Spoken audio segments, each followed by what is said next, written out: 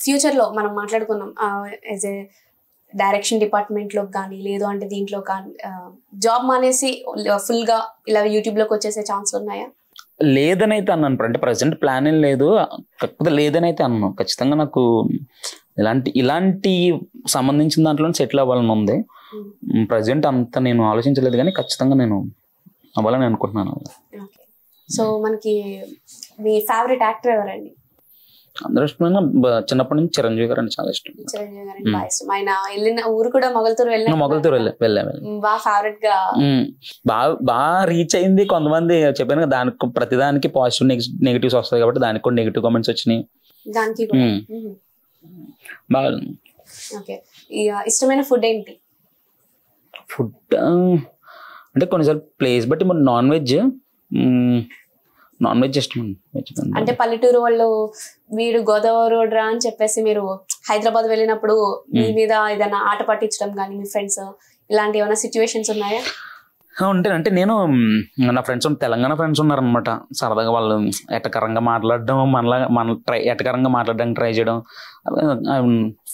అంటే ఫన్నీ వేలో నేను క్రిటిసైజ్ చేసేది ఏముండదు, కానీ సరదాగా ఆట పట్టిస్తుంటాం. అంటే మీకు మన గోదావరిలో పచ్చళ్ళు గానీ పూతరేకులు గానీ ఫుడ్ ఐటమ్స్ పట్టుకురండి అని.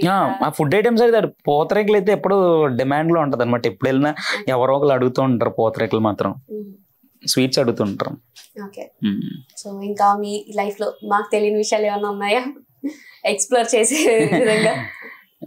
లేదండి, అలా ఏం లేదు. మీరు క్వశ్చన్ అడిగితే నేను చెప్పడానికి ట్రై చేస్తాను.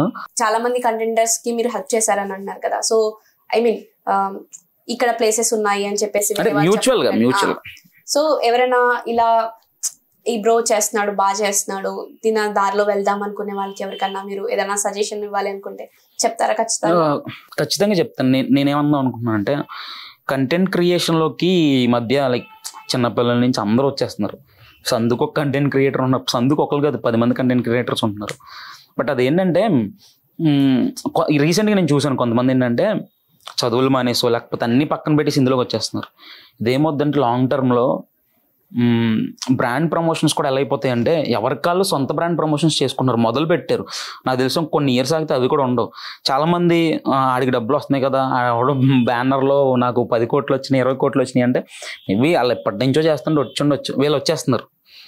డబ్బు సంపాదించేద్దామనో ఇంకోటి అయితే ఫ్యూచర్ ఉండదేమో. ఉండే కొలది ఎప్పుడైతే ప్రమోషన్స్ వస్తున్నాయి అన్నీ తగ్గిపోతాయి, ఖచ్చితంగా తగ్గుతాయి.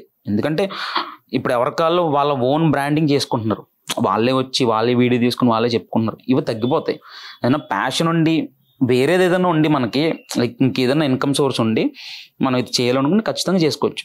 మంచి మనీ వస్తుంది. ఇప్పుడు సోషల్ మీడియాలో వచ్చినంత మనీ నాకు తెలిసి ప్రజెంట్ ఎందులో రావట్లేదు. కానీ ఇదే ఫ్యూచర్ అనుకుని అన్నీ వదిలేసుకుని, చదువులు వదిలేసుకుని అన్నీ వదిలేసుకుని వస్తే జాగ్రత్తగా ఉండాలని మాత్రం చెప్తాను ఖచ్చితంగా.